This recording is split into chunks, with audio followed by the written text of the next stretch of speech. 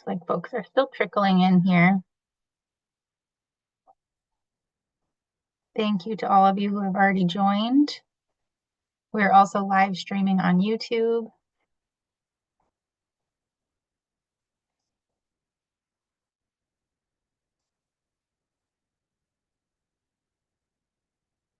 It looks like we've plateaued a little bit in terms of the attendees getting logged in, so I think we can go ahead and get started. My name is Erica Schiavelli. I'm the Deputy Executive Director at the GIC, and we'd like to welcome you to our last of three annual public information sessions for 2025. Today, we'll cover a number of topics, starting with an overview of the GIC. Then we'll move on to reviewing GIC benefit partners and offerings for both this year and the upcoming plan year. We'll then switch over to talk a little bit about some changes that are coming to GIC health insurance premiums and plan design. From there, we'll talk about how to enroll in and update your GIC benefits. And we'll also go through a Q&A session at the end. So with regard to questions, you can submit questions at any time during this webinar via the Q&A function through Zoom. But we have a couple of asks for you. So first, please refrain from including any personal information in your questions. These questions will become public once they're answered by folks. So please do not put any personal information in your questions. If you have something personal and or specific that you wanted to ask, please go ahead and reach out to us using the contact information here in the bottom square of the slide.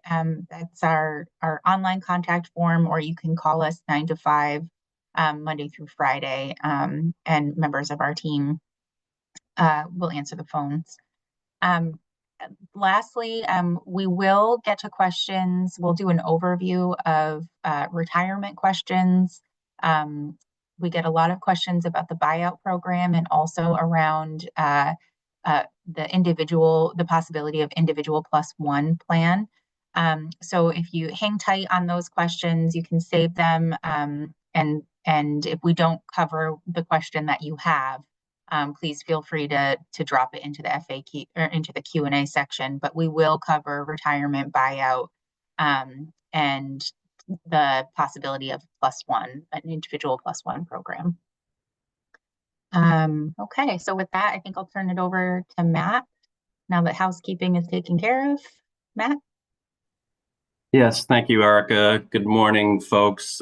This is Matt Vino. I'm Executive Director of the Group Insurance Commission. Happy to have you here with us today. This is the last of three information sessions that we're doing in advance of our coming annual enrollment. And we're happy to give you some information about what you can expect. So first, we always want to start off with a little bit of an overview. On the next slide, you'll see we always like to start with a quick look at our mission. Rather than read the slide off to you, I'd just like to highlight a couple of key words. First, right in the middle of that first line, you'll see the word members. You are always at the heart of the work that we do at the GIC staff. As I like to say, we serve those who serve, whether it's the Commonwealth or any of the other regional or local public employers that are part of the GIC. Second, again, in the middle of that second line, the phrase high quality and affordable benefits. The key here is that we're doing our best to balance two important objectives. Yes, we always want to make sure we're providing you comprehensive, high-quality benefits, but we also need to do so at a cost that you can afford and that government essentially can afford for the portion of premium that they pay as well. So this second challenge around affordability, as you likely know, is getting harder and harder in healthcare. We'll touch on that a little bit more later, but we're trying to balance those two important objectives for you.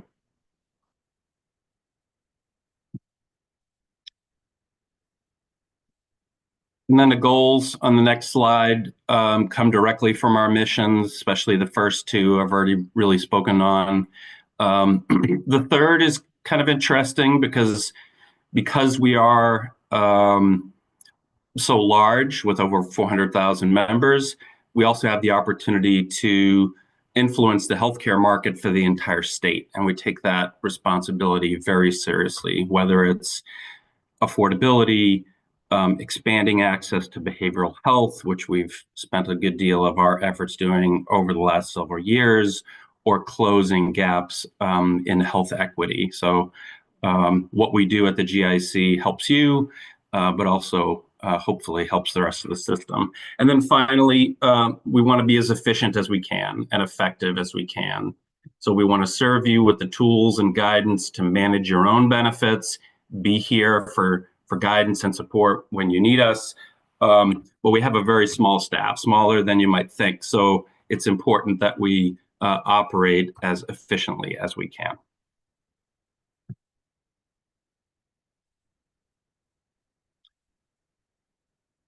So on the next slide, you'll see there's we offer a range of benefits. This is a reminder. I'm sure folks are aware of this. We offer health, dental, vision, life, and long-term disability insurance. We also manage health care and dependent care flexible spending accounts, or FSAs. And we also manage the Mass for You employee assistance program.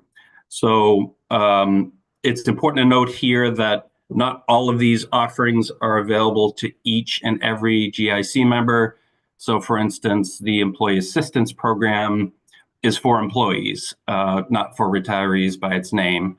So it's for active state and municipal employees. And on the flexible spending, flexible savings account, this is only available to active state employees.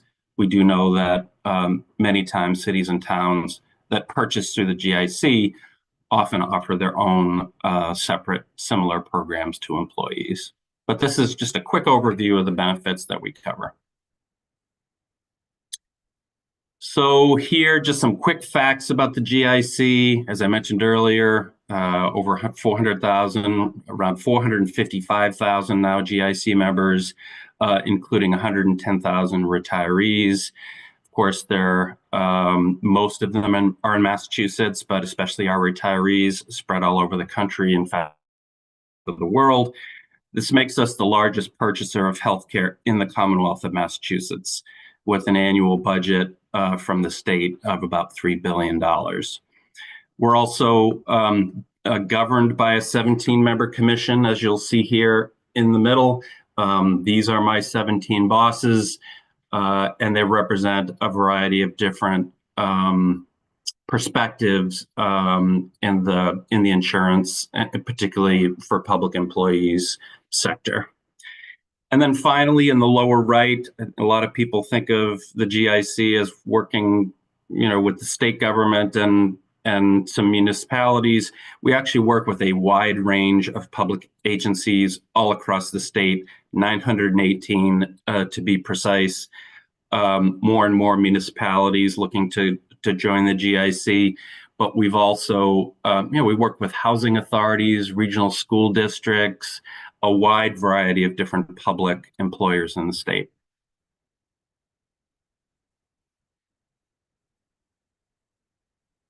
So just very briefly, some people ask how the GIC is funded. How are your benefits funded? And of course, you can see here that the revenue to support the benefits we offer comes from three main sources. One, in the dark blue here, from the Commonwealth, through a state budget appropriation. That's the largest share of funding to support the benefits for you. Of course, you, our members, also contribute a portion of your premium, either through your a deduction in your paycheck or from your pension. In most cases, that's how we collect those. And then, of course, our municipal partners also contribute a portion for their employees in the GIC. So just to round out the GIC overview, I don't want to get too much into the weeds here, but we always like to make sure that you understand how an important aspect of how we operate, which is a little different than what you may be used to in health insurance or the way you might understand insurance to work. The GIC is self-insured, which means that our benefits, that the state, through the state budget, holds the insurance risk, not the insurance company that you're enrolled in. So for instance, when you receive healthcare services, you go to the doctor's office or the hospital, the doctor's office or hospital will send a bill to the insurance company, and the insurance company will pay that doctor or hospital. Those insurance companies then bill the GIC, and on a weekly basis, we reimburse them for those claims. So an important implication of this is that if over the course of the year, our members use more healthcare services than we anticipated or projected, you don't have to pay more. It's the state that picks up that additional cost. And if for some reason our members use fewer healthcare services over the course of the year, it's not the insurance companies that benefit from that. It's the Commonwealth of Massachusetts through the budget that they're essentially spending less than they had budgeted to spend. So I hope that gives a little sense of kind of an important dimension of how we operate. So just a reminder here before we move on to the next section, you may submit questions at any time during the presentation. I see some are already coming in by using the Q&A tab, typically at the bottom of your screen. You'll note also, as Emily just dropped into the comments, there's an FAQ that you can link to there to get answers to your questions. We're going to review as many questions and respond to as many written questions as we can during the session, but also check that FAQ. And again, if you have a question that is sort of very specific to your circumstance, your age, your spouse, or any particular health information, specific health information, we strongly encourage you just to reach out directly to us. You can take written comments through our online form. You can call us. All the information here listed at the bottom of the slide. All right, so in this next section, we're going to remind you about the insurance companies and other companies that we work with to provide you benefits. I will say on the healthcare side, nothing is really changing this year, but there are a few other changes that we want to make you aware of. So in regards to your pharmacy benefits, there are no changes to the companies that we work with. If you're on one of our active employee plans, CVS Caremark has been the company that we work with, and it will continue to be the company that we work with. For those of you on Medicare plans, it will also continue to be CVS SilverScript. So no major changes to the way this works. As always, you may see some changes throughout the year as it relates to like where a specific drug lands in your copayment tier or changes to our formulary. Those are things that that we count on CVS to find value for us over the course of the year. So while the big picture vendor is not changing, the plan's not changing, there may be some changes there that you may see. Similarly, the company Task that manages our flexible spending account will continue to manage that program for our state employees.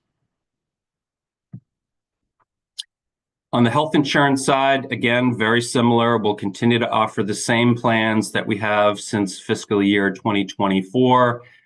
No changes to these plans. As you see here, our national network plan for those who live outside of New England will continue to be our Access America plan through Harvard Pilgrim. In the western part of the state, we have our regional network, Health New England, will continue to offer through the GIC. We have all the broad network plans through WellPoint, Harvard Pilgrim, and Mass General Brigham, and then the two high-value narrow network plans offered through Harvard Pilgrim and WellPoint. So, as we'll talk about in a minute, unfortunately, our premiums are rising pretty substantially this year, as they are for everyone in the state. So it's a great time during annual enrollment to evaluate your options. Even if you like the plan that you're enrolled in, it's a good idea to log into our member portal or review the member benefit guide. Make sure that you're in a plan that meets your needs. There may be options that are more affordable to you, depending on what your needs are.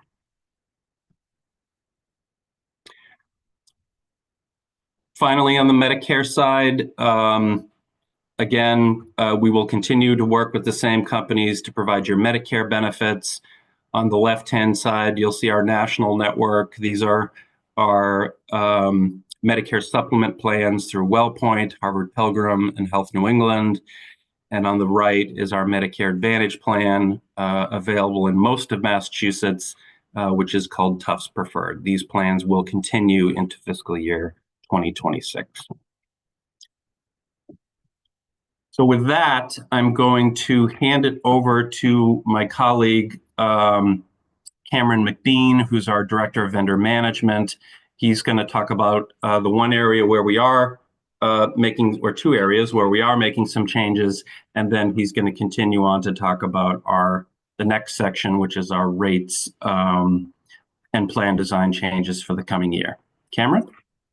Thank you, Matt, and good morning, everyone. So for the upcoming plan year, fiscal year 26, we will be changing our dental and vision carriers for the plans offered by the GIC as a result of the procurement that was conducted over the summer and fall of 2024. We received very good fully insured dental premium rates from the new carrier, Altus Dental. Those of you who've been with us a long time may recall that they were the original carrier when the retiree dental plan was first rolled out. They have partnered with VSP to offer our vision coverage as well. As a result of the reduced premiums we received, we are going to be able to increase the annual maximum for both of the active dental plans as well as the retiree plans. Dental coverage, for those of us who may not know, works a little differently. There is a maximum obligation that the dental carriers will pay out. That's currently $1,500 on the active plans and $1,250 for retirees. All of those will increase by $250 a year. So if you have to get an implant or a crown or something, more of those expenses will be covered. The vision plan will also see a couple of enhancements. Previously, the GIC vision plan only covered eye exams every other year. They will now be available annually for all members on those plans. For the retiree vision discount plan, which is offered free to eligible GIC members, you will no longer have to prepay for your vouchers or coupons. You'll be able to receive the discount at the point of sale with participating retailers. So that should make things much easier and simpler for those retiree participants. Just a quick reminder, the GIC dental and vision plans available to active employees are only for those state employees who are not covered by a collective bargaining agreement. Next slide.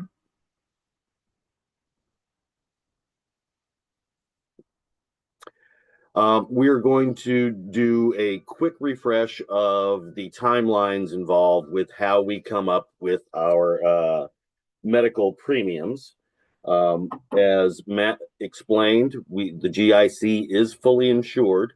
So the costs are, what goes into those premiums. It's our claims experience, what it's projected to be, what all of our collective medical claims will total, then broken down by the specific plans. We are constantly updating that data and working with our medical consultants, with our carrier partners and the actuaries that they all employ. And we are getting close to the end of that process at this point in the year. We will be presenting our finalized rates next month that the GIC's supervising commission will then vote on. And at that point, we will have rates available. They will be published and shared as part of the benefit guides online, and we will be sharing them in the annual enrollment meetings coming up in March. Next slide, please.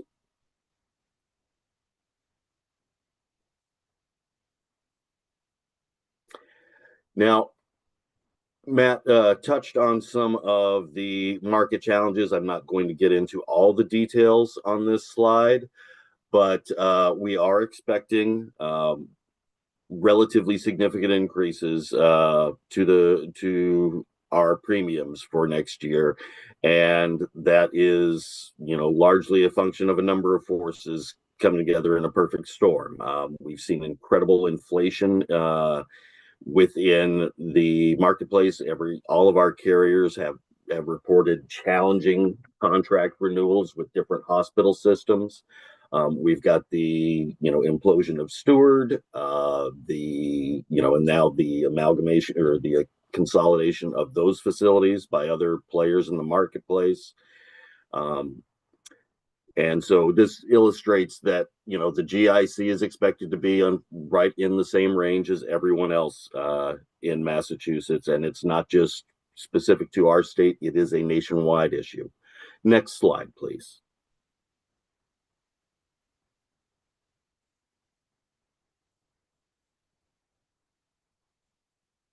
So touching on some of those key drivers, again, mention price inflation. The costs that we're paying to hospitals and doctors is rising far, far faster than, even the elevated rates of inflation that we've experienced over the last few years. And we've seen some questions come through in the Q&A already, specifically related to GLP-1s. These are the weight loss medications that you see advertised constantly on TV and online and hear people talking about. The fact that there is such a wide potential user base or patient base for these medications, it's really putting a lot of pressure on our spend. And it's, again, not specific to the GIC in any way, shape, or form. Every plan sponsor, every health plan is looking at these same challenges nationwide. Next slide.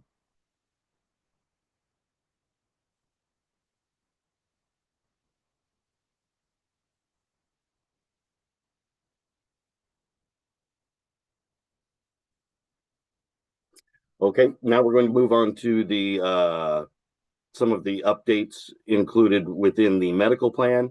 These are relatively minor enhancements. They shouldn't have far-ranging impacts across a lot of our membership, other than the new inclusion of a partnership with Hinge Health, which is a musculoskeletal app-based program. So it's a virtual consultation that can do physical or occupational therapy sessions virtually, and just an additional resource for those with us with aches, or sprains, or other musculoskeletal conditions.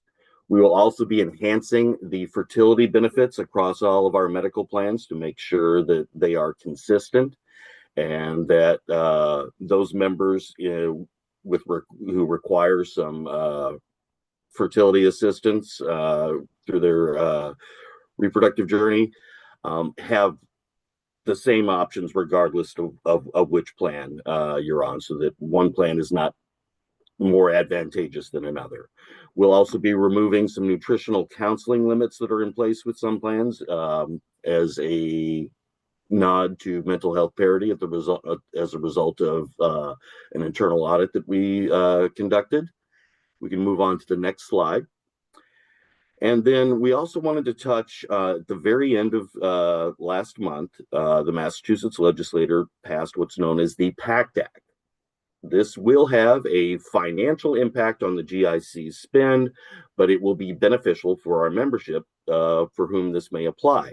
We're going to be required to enhance coverage for medications for diabetes, asthma, and our two most prevalent heart conditions.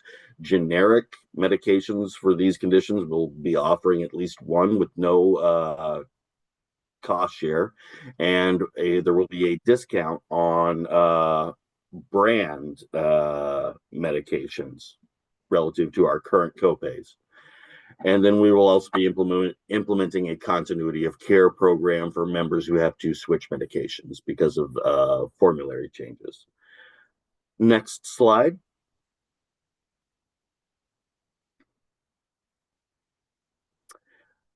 We also wanted to touch on some other legislative mandates in addition to the PACT Act.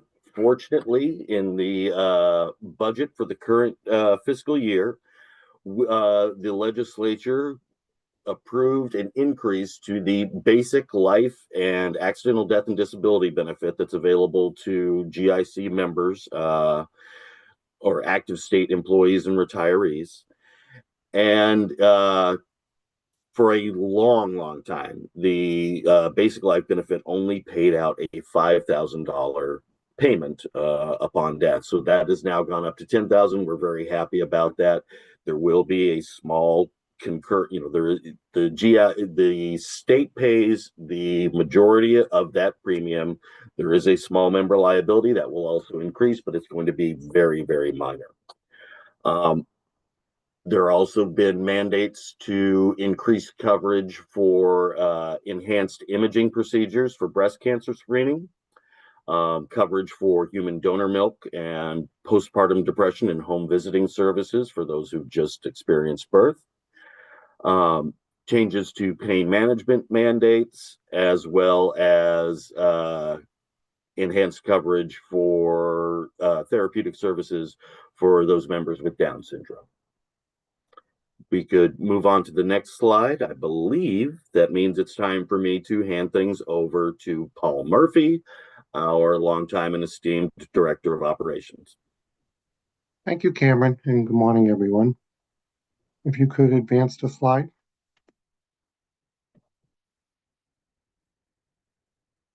This year, we'd like to remind everyone that annual enrollment will take place from April 2nd to May 1st.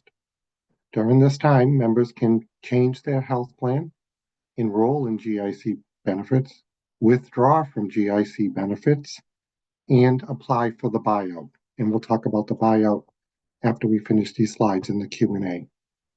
The new benefit decision guides with all of the rates, the plan designs, the health plan information, websites, phone numbers, as well as the new dental and vision carrier with Altus will be available immediately prior to the start of annual enrollment.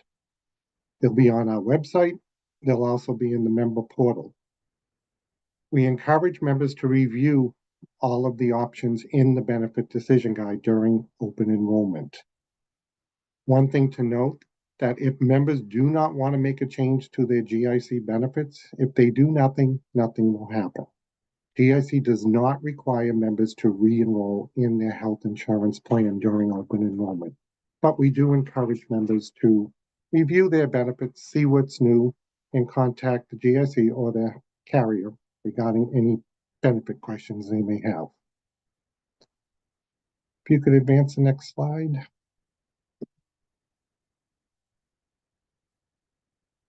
So on this slide here, we'd like to remind everyone, GIC launched a member benefit portal in 2021. We currently have over 112,000 members participating in our online member portal. The member portal will allow you to view your benefits in real time. You are able to apply for qualifying events, make health plan changes during open enrollment, update dependent information, beneficiary information, and you can keep your personal data up to date with GIC in the member benefit portal. We encourage members to register for the portal if you haven't already registered for the portal. We'd like members to register before the start of annual enrollment. If you have difficulty registering for the portal, you can reach out to the GIC by calling our main number, or you can fill out an online contact form. If you'd like to see information about the portal, as well as tutorials and videos, you can view them on our website, mass.gov/GIC. For members that aren't participating in the benefit portal, we still allow members to submit forms electronically to the GIC through a DocuSign, and we still have the forms on our website if members want to download the form, complete the form, and mail them to the GIC. All of the new forms for annual enrollment will be posted in the portal and on our website right before the start of annual enrollment. If you could go to the next slide.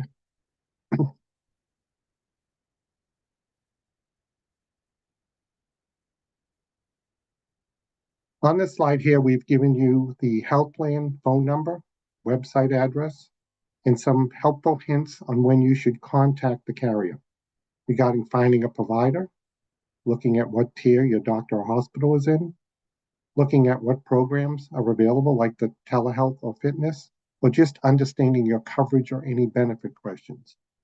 One common question that GIC does get is members need a new ID card or a replacement card. All of your health insurance cards come from the carrier directly, not the GIC. So if you need a new card, or if you're enrolling for the first time, you can contact your health plan for a new membership ID card. And I think we can go to the next slide.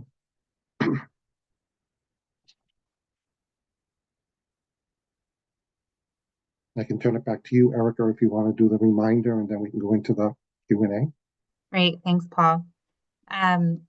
So thanks to Matt, Cameron, and Paul for walking us through that presentation. We're going to turn it over to our Q&A session now. Typically what we like to do is start off with Paul giving an overview about retirement, since we tend to get plenty of questions about that in the Q&A. So Paul, if you could give us that overview, that would be very helpful.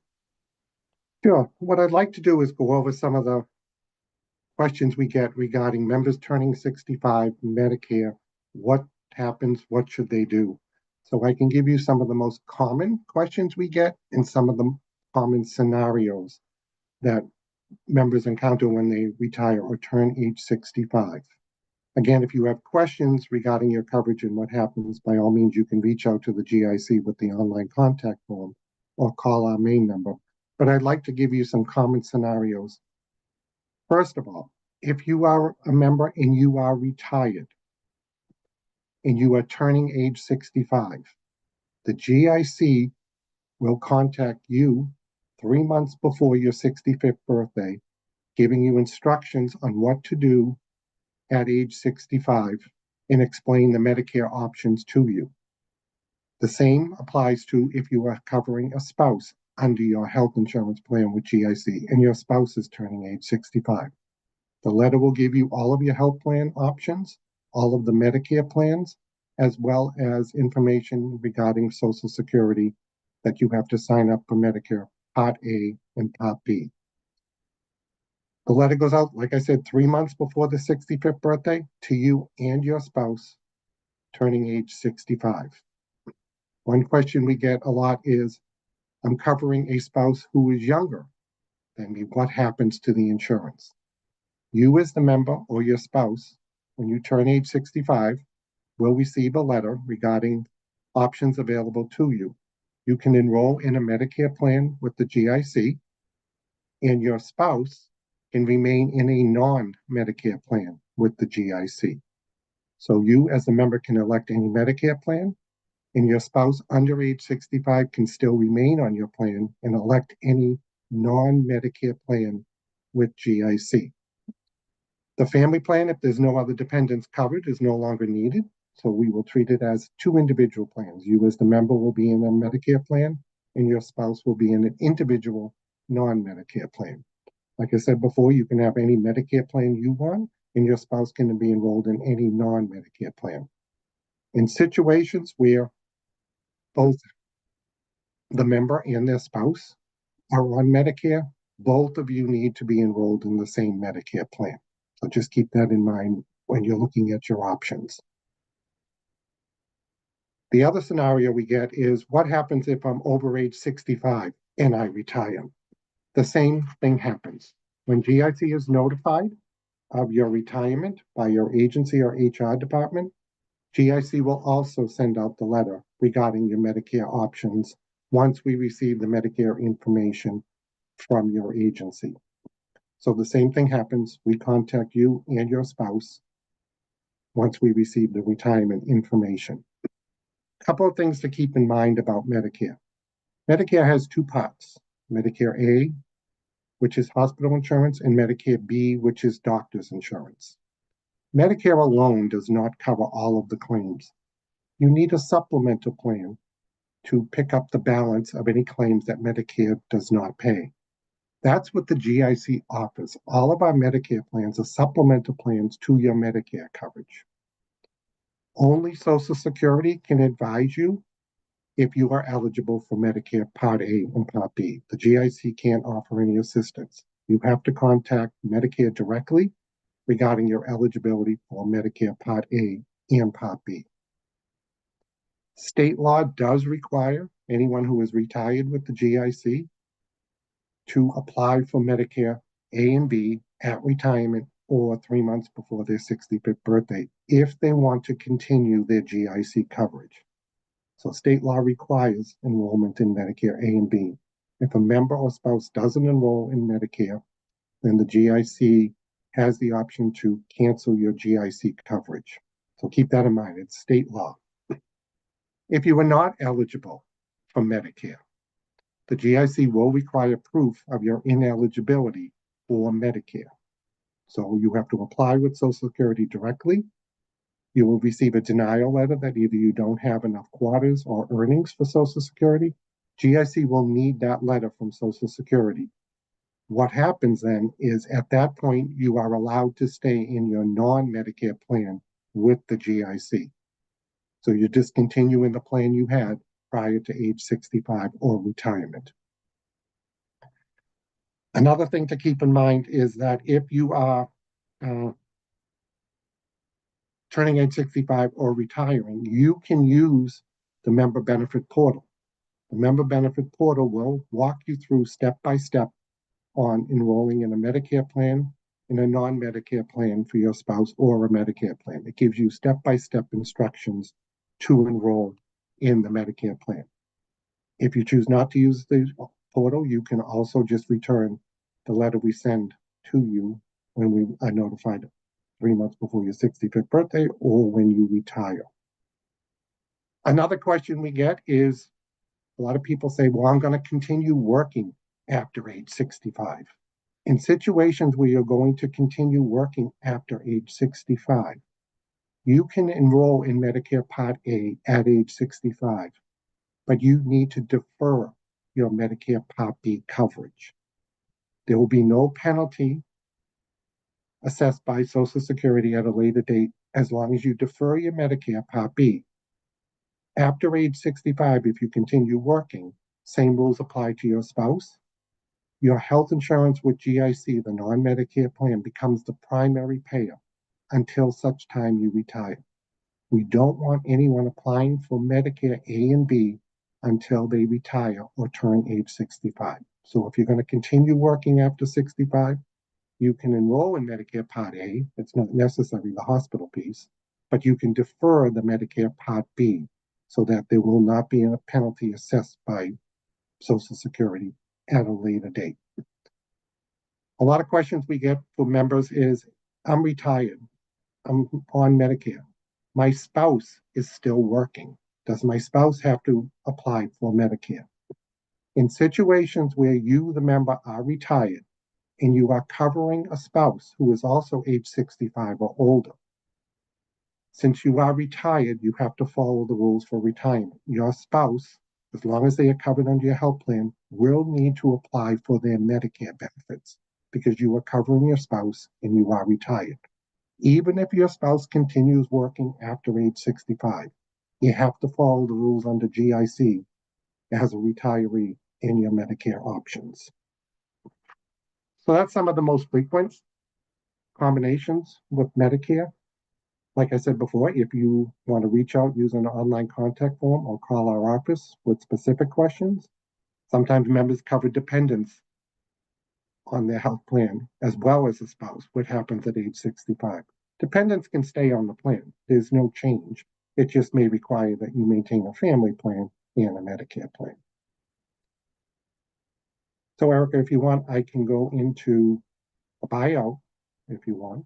That would be great. I do see that we have some follow-up questions on retirement, which is the norm, but we can get back to those and we can switch over to buyout. Sure.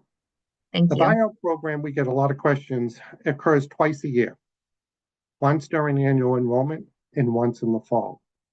The buyout allows you to cancel your GIC coverage June 30th and apply for a buyout.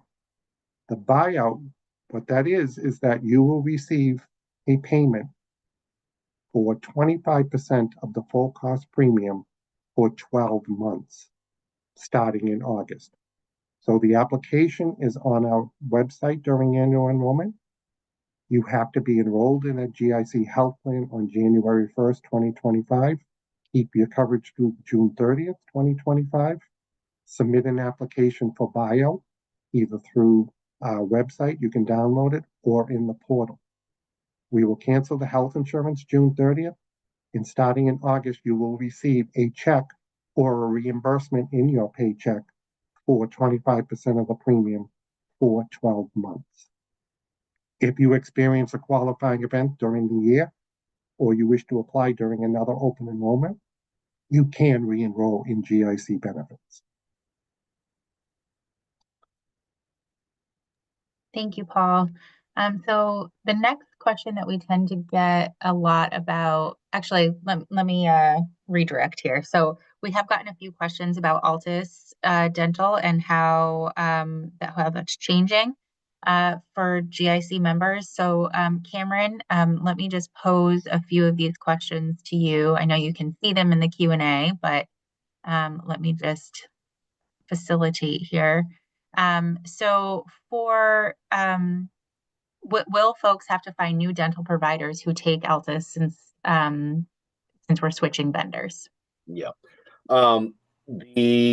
When it comes to dental plans, the network tends not to be as important, generally speaking.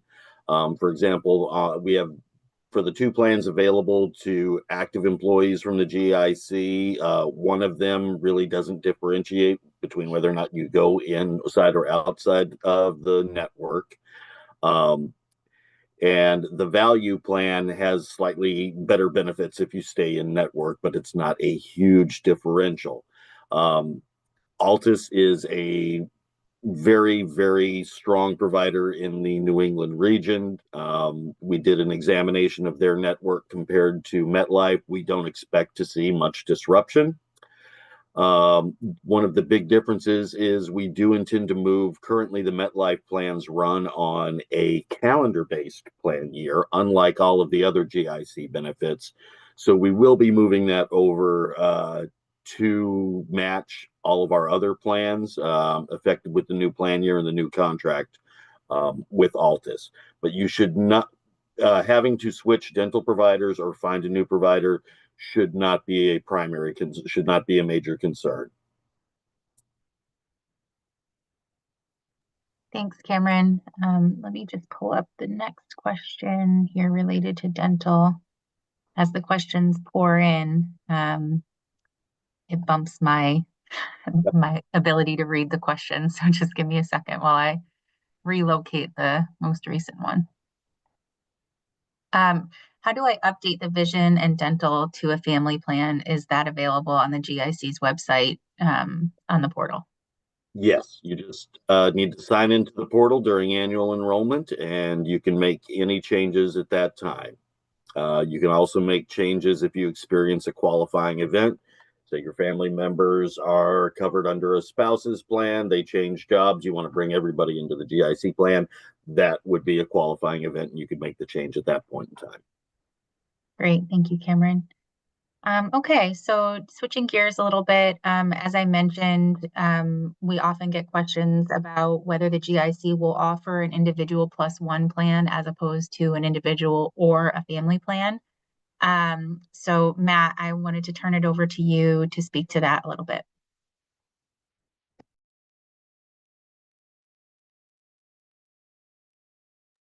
Sorry, just pulling myself away from the Q&A. Is this about individual plus one?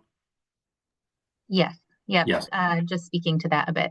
Yeah, so we do continue to evaluate the possibility of adding an individual plus one option to the current plan types, which is individual and family. We have not made we've made a decision not to proceed with that at this point, but we do continue to evaluate that option.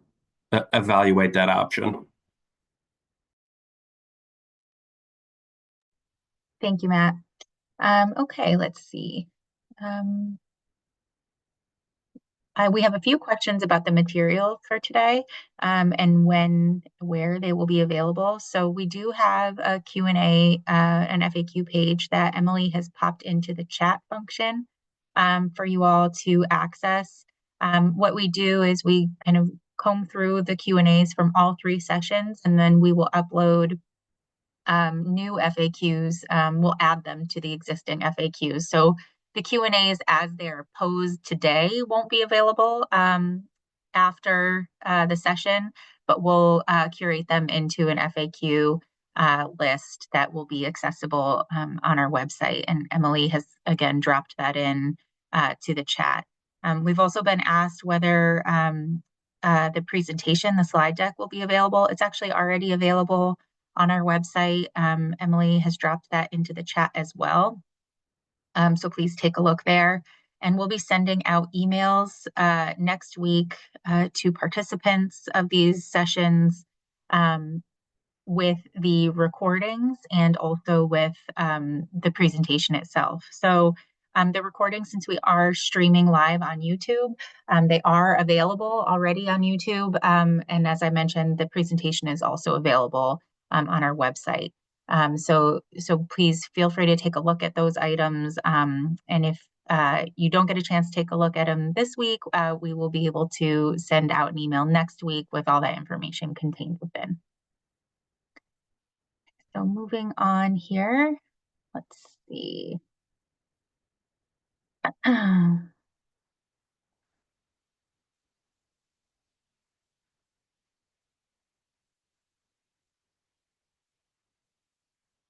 Bear with me just for one moment.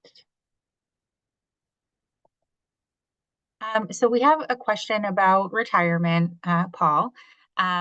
Really just asking what happens if you retire before 65? Do early retirees still receive the same benefits as an active employee? Sure, I can answer. I'm just trying to, my camera is being a little fussy today. If you retire before age 65, you can remain in the plan you have, the non-Medicare plan.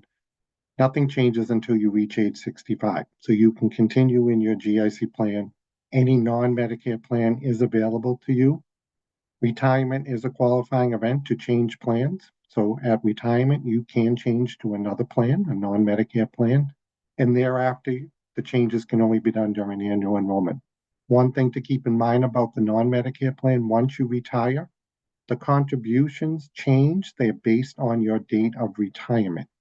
And currently, retirees pay 20% of the premium.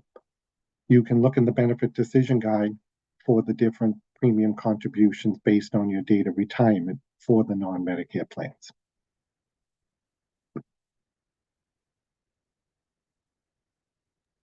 Thanks, Paul. Let me just filter through some of the questions that we're getting.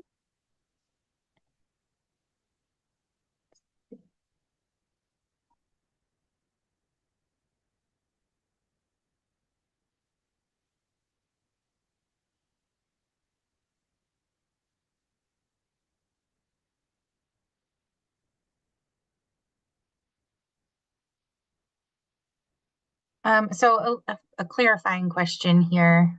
Can housing authorities enroll in GIC dental and vision plans? Active employees are not eligible for the GIC dental and vision plan. Retirees from housing authorities are eligible for the GIC retirement plan. It's just a result of a legislation that was passed in '95 regarding offering the dental vision benefits, and it only included the non-union and constitutional offers and members not covered by collective bargaining. So it's the legislation that was passed in '95 that restricts authorities from joining the GIC dental vision plan. Great, thank you. We have another clarifying question. Who will be the vision provider for retirees on 7/1? It will be Altus in partnership with VSP. So the branding and everything will say Altus along with VSP. Great, thank you. Does copay portion change upon retirement? I can take that if you want. Thank you. If you're in a non-Medicare plan with the GIC, the same copays and deductibles apply as if you were still working. So those plans, same copays, whether you're an active employee or under age 65. For the Medicare plans, copays and deductibles do decrease. So once you enroll in a GIC Medicare plan, there are some changes, lower copays and deductibles for those plans, as well as lower costs for the premium. So I would encourage you can get that information in the benefit decision guide. Great, thank you, Paul. Okay, let's see.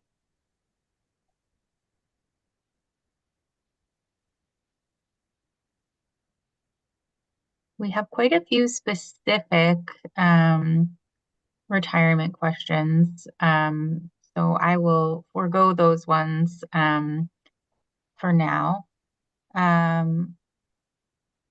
Although we did get an interesting question. Can you explain what qualifies an employee for retirement benefits? Retirement benefits, whether or not you're eligible to collect a pension, is determined by your local retirement board or the state board of retirement or the teachers retirement board. So you need to have a conversation with one of those boards regarding eligibility to collect a pension. For GIC, if you are eligible to receive and collect a monthly pension, you are eligible for GIC benefits.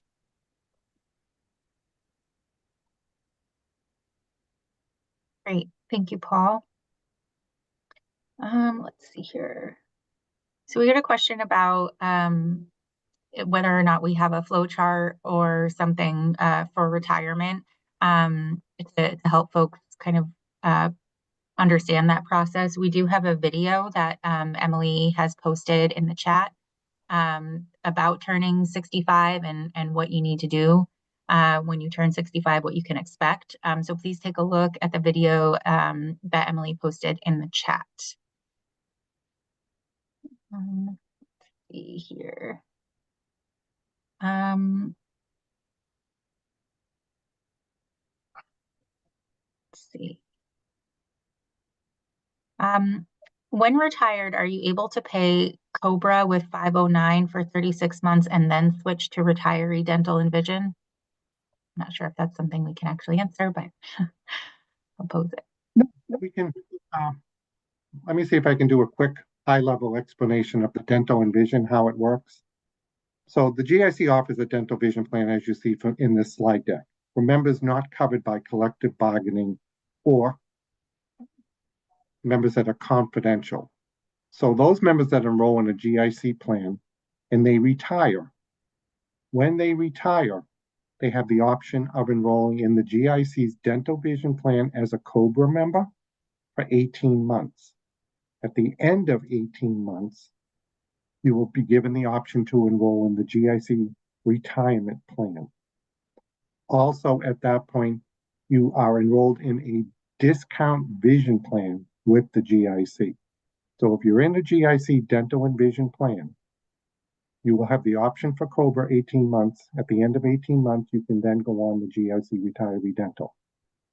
If you are covered by a collective bargaining unit, where you get your dental and vision benefits through your union, you have a choice. You can take COBRA with your union directly for 18 months and then enroll in the GIC retiree dental plan at the end of your union COBRA benefits. So you've got a couple of choices when you retire and determine what you want to enroll in, GIC retiree dental or the COBRA. The COBRA is just whoever administers the benefit. If it's with your union, the union will send you the information regarding COBRA. If you're with GIC, GIC will send you the same information about enrolling in COBRA.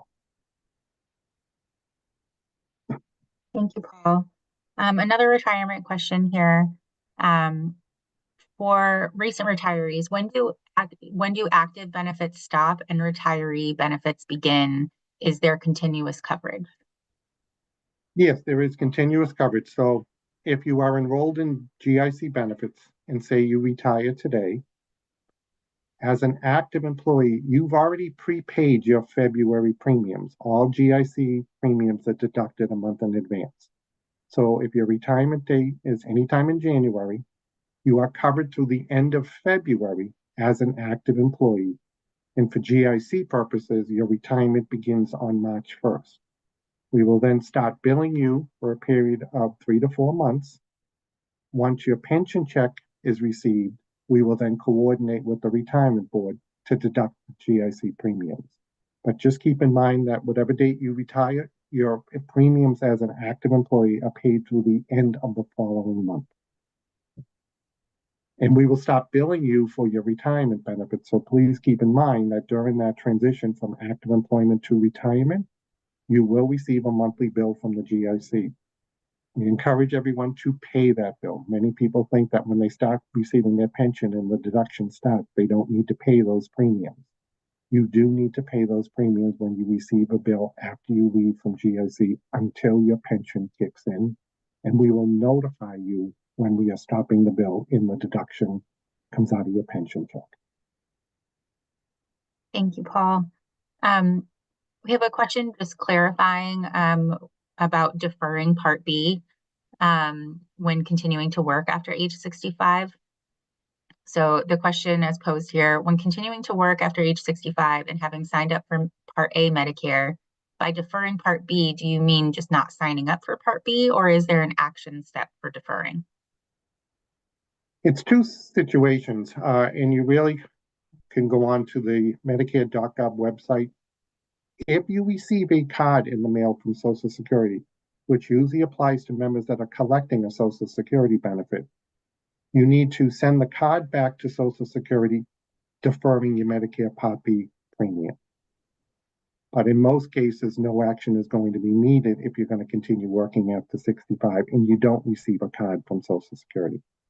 But I would encourage everyone to look at Medicare.gov with any questions regarding deferring the Medicare Part B.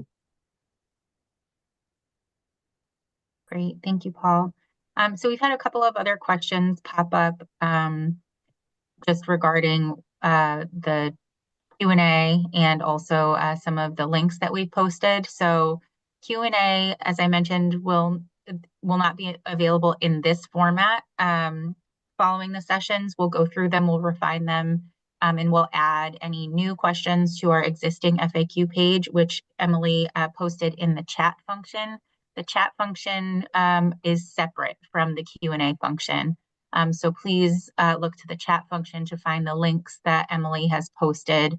That way you don't have to kind of go through the Q&As to find what you're looking for. So please check the chat function for the FAQ link as well as the Turning 65 link. Let's see here.